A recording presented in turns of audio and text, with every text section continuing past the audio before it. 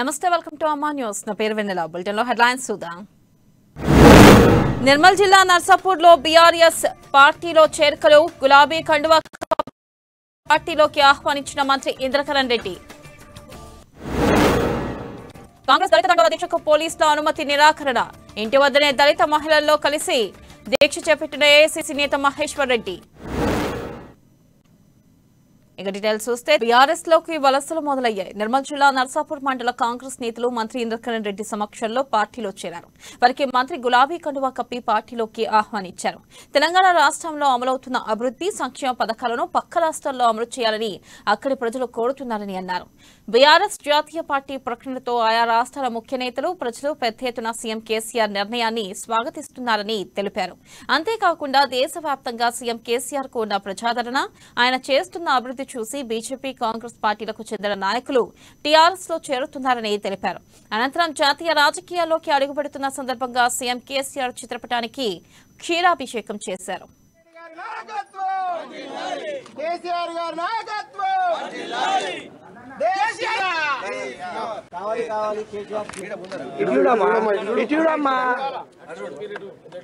అటు జరుగుతాయి ఇటు వస్తారు మీరు జరుగుతాయి రైట్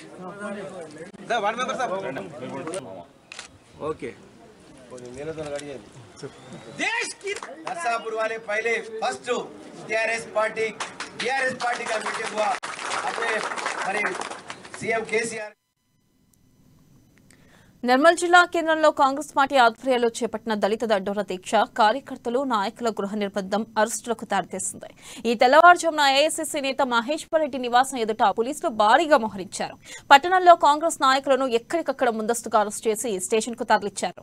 దళిత దండోర దీక్షకు పోలీసుల అనుమతి నిరాకరించడంతో ఏఐసీసీ నేత మాజీ ఎమ్మెల్యే ఏలేటి మహేశ్వర్ రెడ్డి తన నివాసంలో దళిత మహిళలతో కలిసి స్వగృహంలోనే దీక్ష చేపట్టారు. నర్సాపూర్ మండల కేంద్రంలో బతుకమ్మ చీరల పంపిణీ దళిత బంధు పథకంపై మాట్లాడిన దళిత మహిళను అవమానించిన మంత్రి ఇంద్రకరణ్ రెడ్డి వెంటనే క్షమాపణ చెప్పాలని మహేశ్వర్ రెడ్డి డిమాండ్ చేశారు.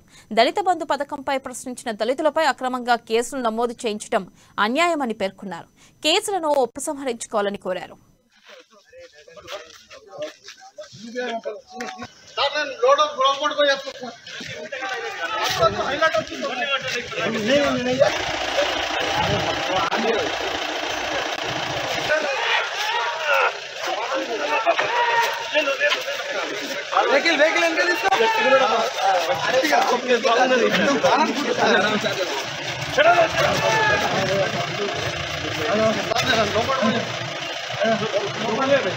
ప్లీజ్ కూర్చోవాలి. ఏలేటి మహేష్ అన్న నాయకత్వంలో దళిత మోసినట్టుగా దండాలు తీసుకొచ్చి ఏలేటి మహేష్ అన్న మెడలో వేసి అన్నా నీ వెన్నంటి ఉంటాం ఇక్కడ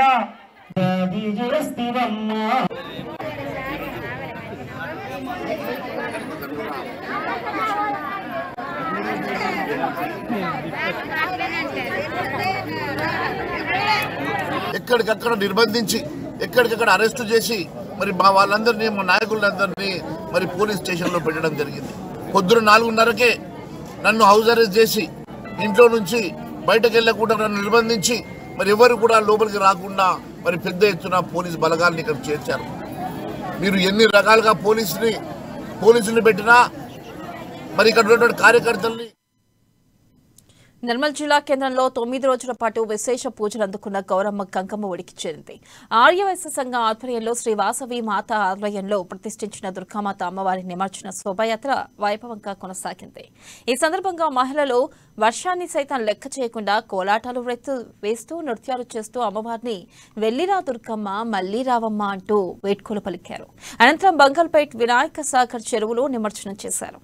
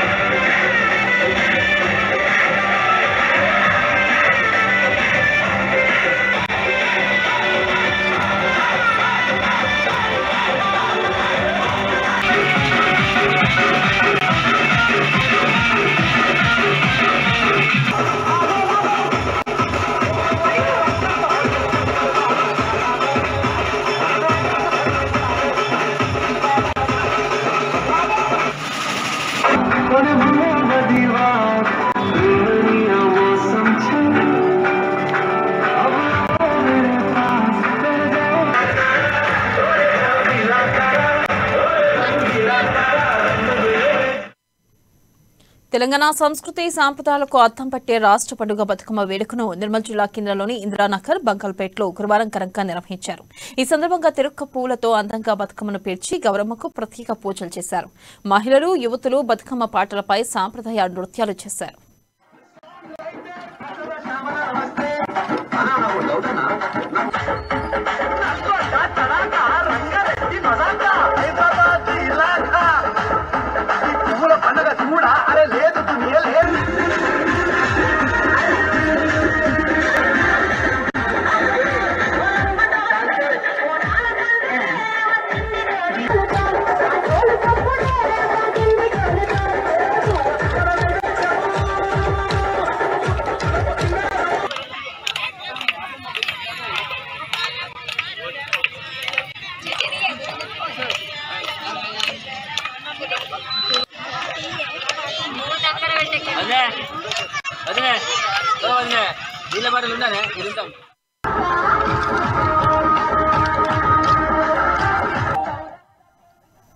దళితులపై కుల వివక్షతో దాడులు చేస్తున్న వారిని వెంటనే అరెస్ట్ చేయాలని దళిత నాయకులు నిరసన వ్యక్తం చేశారు. నిర్మల్ జిల్లా పెంబి మండలంలోని మంతపల్లిలో జరిగిన జెండా ఘర్షణలో దళితులను అవమానపరిచి దాడి చేశారని పోలీసులకు ఫిర్యాదు చేయగా అరెస్ట్ చేయడం లేదని దళిత సంఘాల నాయకులు ఖానాపూర్ సివిల్ జడ్జికి ఫిర్యాదు చేశారు.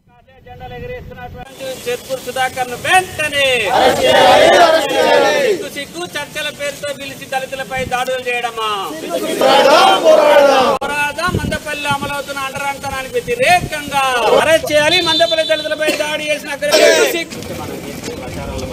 మందపల్లి గ్రామం నుంచి వచ్చినటువంటి మాలమయ కులస్తులుగా ఇక్కడ ఉన్నాం. దళిత సంఘాలుగా వాళ్ళకి మద్దతుగా వచ్చినటువంటి వాళ్ళం ఉన్నాం. ఇక్కడ దుర్గామాత ఉత్సవాల సందర్భంగా ప్రతి ఏటా పాల్గొనేటువంటి డప్పులు కొట్టేటువంటి మాదిగలు ఈసారి రావద్దని చెప్పి వాళ్ళని నిరాకరించడం జరిగింది. దాంతో మనం చూస్తున్నటువంటి వాళ్ళు ఎందుకు మేము రావద్దు, మేము కూడా అందరితో డబ్బులు ఇస్తున్నాం కదా, మాకు విమలవుతుంది, మాకు విమక్ష అవలవుతుందని చెప్పేసి గ్రామ పెద్దలతో మాట్లాడితే చర్చల కోసం పిలిపించినటువంటి సర్పంచ్, వైస్ ఎంపీపీ వాళ్ళందరూ కలిసి చర్చలు పిలిపించి గ్రామంలో ఉన్నటువంటి విహెచ్పి ఆర్ఎస్ కార్యకర్తలు మాలకుల సంఘాల నాయకుల మీద, మాదికుల సంఘాల మీద దాడి చేసి కొట్టడం జరిగింది. దీని మీద మేము పిటిషన్ ఇచ్చినప్పటికీ పోలీసులు కేసు నమోదు చేయలేదు. ఒక రోజంతా పోలీసులు కూర్చుని పెట్టిన కేసు నమోదు చేయలేదు. పోలీసుల నిర్లక్ష్యానికి వ్యతిరేకంగా దాడి చేసినటువంటి వాళ్ళని అరెస్ట్ చేయాలని చెప్పేసి ఈరోజు మేము న్యాయసేవ దగ్గరికి వెళ్ళాం. జడ్జి గారిని కలవడం జరిగింది. ఆయన ఈ విషయమే విచారించి వెంటనే చర్యలు తీసుకుంటారు. నిర్మల్ జిల్లా ఖానాపూర్ పట్టణంతో పాటు మండలంలో తెలంగాణ సంస్కృతి సాంప్రదాయాల ప్రకారం సద్దుల బతుకమ్మ ఘనంగా నిర్వహించారు. బతుకమ్మ పాటలతో మహిళలు సందడి చేశారు. రకరకాల పువ్వులతో బతుకమ్మను పేర్చి ధూపదీపాలతో అలంకరించి చిన్న పెద్ద తారతమ్యం లేకుండా డీజే కోలాటాల మధ్య నృత్యాలు చేసి అలరించారు. అనంతరం ఖానాపూర్ పట్టణ సమీపంలో గల ఉత్తర వాహినిగా ప్రవహిస్తున్న గోదావరి తల్లి ఒడిలో సద్దుల బతుకమ్మను నిమజ్జనం చేశారు.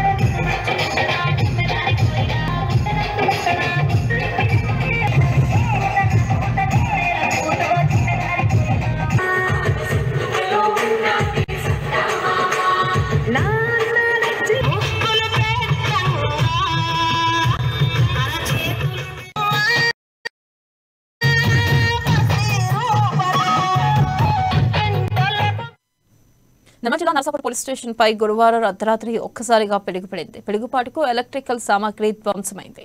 కమ్యూనికేషన్ వ్యవస్థ పూర్తిగా దెబ్బతింది. ఎలాంటి ప్రాణ నష్టం జరగలేదని ఎస్ఐ పాకాల గీత తెలిపారు.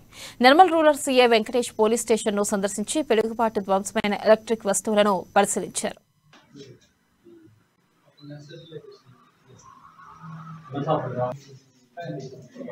కింద పడి పైన టవర్ ఉంటుంది ఆ టవర్కి పడేసుకుంటాం.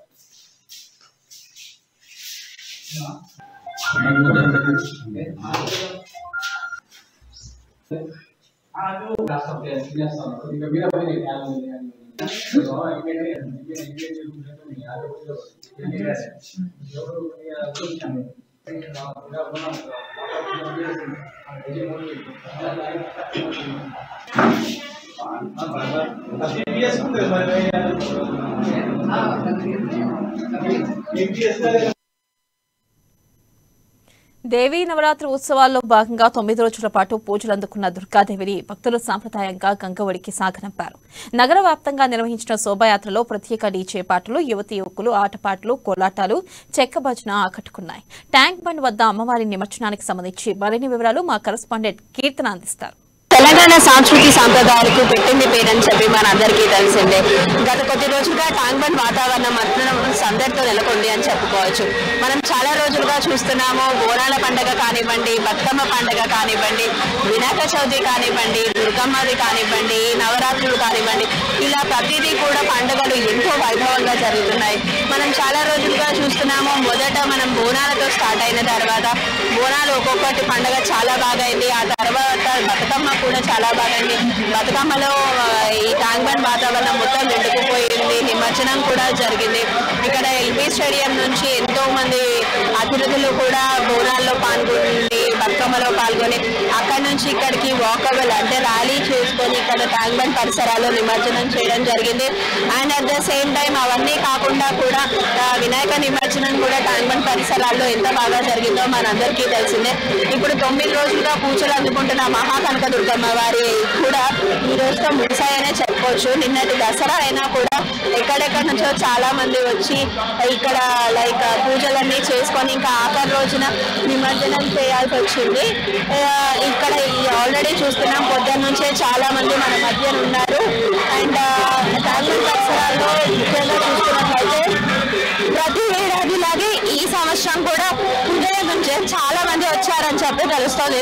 ఇప్పుడు మనం కళ్ళారు ప్రత్యక్ష చూస్తున్నాం. ట్రైన్ సహాయంతో అమ్మవారిని తీసుకెళ్తున్నారు నిమజ్జనానికి. ఆఖరిసారి వీడ్కోలు పలకడానికి కూడా చాలా మంది భక్తజనంతో ట్యాంక్ బండ్ మొత్తం నిండుకుపోయిందనే చెప్పుకోవాలి. అండ్ ఈ పరిసరాలను చూసుకున్నట్టయితే అక్కడ పోలీసులు కూడా బార్కెట్ వేయడం జరిగింది. వన్ సైడ్ వేగా వెహికల్స్ ని తరలిస్తున్నారు. ఇన్ని జాగ్రత్తలు తీసుకున్నప్పటికీ అండ్ ఇప్పుడిప్పుడే ప్రస్తుతం మనం ఓల్డ్ సిటీ నుంచి వచ్చిన అమ్మవారి ఊరేగింపులో ఉన్నాము. ఆఖరి రోజున కాబట్టి నిమజ్జనం చేయడానికి అని చెప్పొచ్చారు. మరి వారిని అడిగి 9 రోజు పూజలు ఎలా జరిగాయి, అమ్మవారి అలంకారాలు ఏ రూపంలో దర్శనం ఇచ్చారు, ఈ రోజు ఆఖరి రోజు కావడంతో భక్తజనం మొత్తం ఇక్కడ ట్యాంక్ మొత్తం నిండుకుపోయింది. మరి వీళ్ళు స్పెషల్ గా ఏం చేశారు ఈ దసరాకి, ఆఖరి రోజున ఇంకేం చేయబోతున్నారో వారి మాటల్లోనే తెలుసుకుందాం. అలా ఎవరు మాట్లాడతారు? మీరేనా? ఓకే, ఓల్డ్ సిటీ నుంచి వచ్చారని చెప్పారు. మీరు ప్రతి సంవత్సరం ఇలా పూజలు నిర్వహిస్తున్నారు? లాస్ట్ 2 years నుంచి పూజలు చేస్తూనే ఉన్నాము. మా యూత్ పేరు వచ్చేసి దర్బార్ మైసమ్మ యూత్. అమ్మవారి అందరం మంచిగా ఉన్నాము. ఎవ్రీ ఇయర్ పూజలు కానీ ఆల్వేస్ మంచిగా ఉన్నాము. ఈ సంవత్సరం ఈ అమ్మవారు వచ్చింది, నెక్స్ట్ ఇయర్ ఇంకా మంచి చేస్తామని అనుకుంటున్నాం. ఓకే, అంటే మీరు ఓల్డ్ సిటీ నుంచి, ఓల్డ్ సిటీ అంటేనే అది ఒక జనాభా ప్లేస్. ఏ ఉత్సవం అయినా చాలా ఘనంగా నిర్వహిస్తారు. ఈవెన్ వినాయక చవితి కానివ్వండి, బోనాలు కానీ, బతుకమ్మ కానీ మన తెలుగు సంప్రదాయానికి పుట్టినట్టుగా ఉంటుంది ఏ పండుగ అయినా. ఇప్పుడు ఈ యూత్ అసోసియేషన్ మాత్రమే కాకుండా మన సీనియర్స్ కూడా అంటే చాలా మంది ఉంటారు. ఇలాంటి ప్రత్యేక అమ్మవారి దర్శనాలు ఇచ్చినప్పుడు కానీ, నవరాత్రుల్లో కానీ చాలా మంది వస్తూ ఉంటారు. వాళ్ళ రెస్పాన్స్ ఎలా ఉంది? పబ్లిక్ రెస్పాన్స్ ఎలా ఉంది? చాలా బాగుంది. లాస్ట్ ఇయర్ కి ఇయర్ కి ప్రిఫరెన్స్ అని రెస్పాన్స్ చాలా బాగుంది. పూజలు జరగడం అని అమ్మవారి సేవలో చాలా మంది పాల్గొంటున్నారు. మాకు చాలా ఆనందంగా ఉంది వాళ్ళు పాల్గొనే విధానం. గత 2 సంవత్సరాల నుంచి పూజలు చేస్తున్నాం అమ్మవారికి. లాస్ట్ ఇప్పుడు సెకండ్ ఇయర్, ఇప్పుడు సెకండ్ టైం చేస్తున్నాం ఇది. మేము 9 రోజులు నవరాత్రులు అమ్మవారికి వడి బియ్యాలు పోయడాలు, పసుపు కుంకుమ శారీలు ఇట్లా అర్పించడం జరుగుతుంది. మాకు పోయిన సంవత్సరం కూడా చేసినాం. మాకు ఈ సంవత్సరం మంచిగా చూపెట్టింది. మళ్ళీ ఈ సంవత్సరం కూడా చూపెడితే కూడా మళ్ళీ నెక్స్ట్ ఇయర్ కూడా ఇంతకంటే గ్రాండ్ గా చేద్దామని అనుకుంటున్నాం. అంటే ఈ ఇయర్ లో ప్రత్యేకత ఏంటంటే ఇదని చెప్తారు, చాలా మంది వచ్చారు, చాలా అమ్మవార్లు ఉన్నారు. ఏంటంటే కరోనా ప్రాబ్లం వల్ల చాలా మంది అమ్మవారిని పెట్టలేకపోయారు. ఈసారి అమ్మవారు కరోనా అనేది మహమ్మారిని తీసి పడేసింది కాబట్టి అందరూ హ్యాపీనెస్ తోటి ఉన్నారు. సో నెక్స్ట్ కూడా గణేష్ జులూస్ ఎట్లా నడుస్తుందో నెక్స్ట్ కూడా అమ్మవారి జులూస్ కూడా అలాగనే వెళ్తుందని పేదరికం మాకు ఆప్తరాలు, గెంటివేసే ఈ లోకమే మాకు చుట్ట. ఎవరి కోసమో మేము బతకడం లేదు, మాకు మేముగా మాకు పనికొచ్చేలా బతుకును లాగుతున్నాం. ఆర్తనాదాలు చేస్తే ఆదుకునే నాదుడు లేడు. ఆయన ఉన్నంతలో మేము బాగానే ఉంటున్నామంటూ పేదరికంలో కూడా సంతోషాన్ని వెతుకుతుంటూ నాంపల్లిలోని ఎగ్జిబిషన్ గ్రౌండ్ దగ్గర గుడిసెల్లో నివసించే వారి విధానాన్ని మా కరెస్పాండెంట్ కీర్తన అందిస్తారు. ప్రస్తుతం మనం నాంపల్లి ఎగ్జిబిషన్ దగ్గర ఉన్న స్ట్రీట్ లో ఉన్నాము. ఇక్కడ చాలా ఏళ్ల నుంచి గుడిసెలు వేసుకొని చాలా మంది కాపురాలు చేస్తున్నారు. వాళ్ళ వ్యాపారాన్ని కూడా అభివృద్ధి చేస్తున్నారు. మరి వారు చేస్తున్న వ్యాపారం ఏంటి, ఎన్నేళ్ళుగా ఇక్కడ ఉంటున్నారు, వారు పడుతున్న కష్టాలు ఏంటో వారి మాటల్లోనే తెలుసుకుందాం. మీ పేరు, అంటే ఎన్నేళ్ల నుంచి మీరు ఇక్కడ ఉంటున్నారు? నా పేరు దేవి అండి. 10 సంవత్సరాలుగా ఉంటున్నాండి. అంటే ఇక్కడ నాంపల్లి ఎగ్జిబిషన్ పక్కన చిన్న స్ట్రీట్ చూస్తుంటే గుడిసెలే ఉన్నాయి అన్ని. 10 ఏళ్ల నుంచి గుడిసెలు ఉంటున్నారు అని చెప్తున్నారు. అంటే వర్షాకాలం వచ్చినా ఎండాకాలం వచ్చినా చాలా ఇబ్బందులు ఎదుర్కొంటారు కదా, మరి ఎట్లా ఉంటున్నారు? ఏం చేద్దామండి, బ్రతుకు తెరి కోసం వచ్చామండి మేము. అంటే ప్రాపర్ ఎక్కడ మీది? రాజమండ్రి అండి మాది. ఓకే, అంటే పెళ్ళయి అక్కడ ఇంటికి వచ్చారా? వచ్చాండి. అంటే 10 ఏళ్ల నుంచి మీరు ఇక్కడే ఇదే స్ట్రీట్ లో ఉంటున్నారు, ఇలాగే గుడిసెలు వేసుకొని అన్నారు. వర్షం వచ్చినా కూడా ఎండాకాలం వచ్చినా చాలా ఇబ్బందులు ఎదుర్కొంటున్నాము అని చెప్పేసి. అంటే మీరు ప్రాపర్ వచ్చేసి ఆంధ్ర వైపు నుంచి వచ్చేసి చెప్పారు. అంటే గత 10 ఏళ్ల ముందు మీకు ఎలా ఉండేది జీవనశైలి, పెళ్లి తర్వాత ఎట్లా మారింది? ఇక్కడికి వచ్చి ఇప్పుడు మీరు ఇలా చేస్తున్నారు కదా, వీటిని ఏమంటారు అసలు? బాల్కనీ ఆర్ట్స్ అంటారు ఇవన్నీ. ఇండోర్ సేల్స్ కి వేస్తారు ఇవి. అంటే బిజినెస్ బాగా నడుస్తుంది, కొంచెం నడుస్తుంటది, ఎండాకాలం బాగుంటదండి. అంటే ఇప్పుడు ఇలాంటి ఎగ్జిబిషన్స్ ఏమన్నా పెట్టినప్పుడు జనరల్ గా మనం చేసే వ్యాపారానికి అంటే మాల్స్ లో పెట్టుకోవచ్చు అన్నట్టుగా మనకు రెంట్ కూడా ఇస్తారు కదా, ఒక రోజుకి 2 అట్లా మీరు ఏమైనా చేస్తారా? ఏమీ ఎవరు కొంచెం అప్పుడప్పుడు ఇంట్లో ఉంటుంది. అంటే రోజుకి మీరు ఎంత సంపాదిస్తారు? రోజుకి 300-400 వస్తుంది మాకు. ఇదేనా ఇంకా మీ జీవనం ప్రతి ఇంకేదైనా జాబ్ కానీ ఏమైనా చేస్తున్నారా? పెళ్లిళ్ళకి డెకరేషన్ చేస్తామండి. ఓకే, మీ వారు చేస్తుంటారా? మా ఆయన గారు చేస్తారు. ఓకే, మీ పిల్లలు ఉన్నారా? పిల్లలు ఉన్నారండి. పిల్లలు చదువుకుంటున్నారండి. ఓకే, అంటే ఇలా గుడిసెల్లో ఉంటూ 10 ఏళ్లుగా ఇక్కడ జీవనాన్ని కొనసాగిస్తూ పిల్లల్ని చదివించడం అంటే గవర్నమెంట్ స్కూల్స్ లో గానీ ప్రైవేట్ స్కూల్స్ లో గానీ చేర్పించాల్సి ఉంటుంది. మీ పిల్లలు ఇప్పుడు ఏ స్కూల్స్ లో చదువుతున్నారు, ఎలా ఉంది అక్కడ ఫీజు? విద్యాలయంలో చదువుతున్నారండి. బాగుందండి. 10వ క్లాస్ చదువుతున్నాడు బాబు, పాప. ఓకే, మీకు అంత పెద్ద పిల్లలు ఉన్నారా? నేను ఇంకా చిన్న చిన్న పిల్లలు ఏమో అనుకున్నాను. 10వ తరగతి చదివి బాగున్నారా అయితే మీకు? ఉన్నారండి బాబు, పాప. ఓకే, ఇంకా అంటే పెళ్లిళ్ళకి డెకరేషన్స్ కూడా చేస్తున్నారు అని చెప్పారు. ఇప్పుడు ఏం సీజన్ కూడా లేదు, పెళ్లిళ్ళ సీజన్ ఏం లేదు. మళ్ళీ డిసెంబర్, నవంబర్, కార్తీక మాసం స్టార్ట్ అయిన తర్వాత ఉంటది కదా. సో పెళ్లిళ్ళ సీజన్ అప్పుడు మీరు ఎంత వరకు సంపాదిస్తారు? అప్పుడు 400-500 వస్తుంది మేడం. అంతే, ఎక్కువ రాత్రి చేసుకున్నంత వరకే మాకు వస్తుంది అంతే. అంటే ఇటు మీరు ఇక్కడ చెప్పారు కదా, బాల్కనీస్ కి వేసే విండోస్ మ్యాట్ కానివ్వండి, ఇలా పెళ్లిలో మీరు చేసే డెకరేషన్స్ కానివ్వండి, వీటితో రోజు సంపాదన 300 to 400 అని అంటున్నారు. సీజన్ అప్పుడు కూడా అంటే పెళ్ళప్పుడు కూడా అంతే సంపాదిస్తే అసలు ఎట్లా గడుస్తుంది మరి, ఇల్లు ఎట్లా గడుస్తుంది? అలాగేనండి. ఇవి బులెటిన్ అప్డేట్స్. మరిన్ని అప్డేట్స్ తో మళ్ళీ కలుసుకుందాం. కీప్ వాచింగ్ అమా న్యూస్, నిజం కోసం జనం కోసం.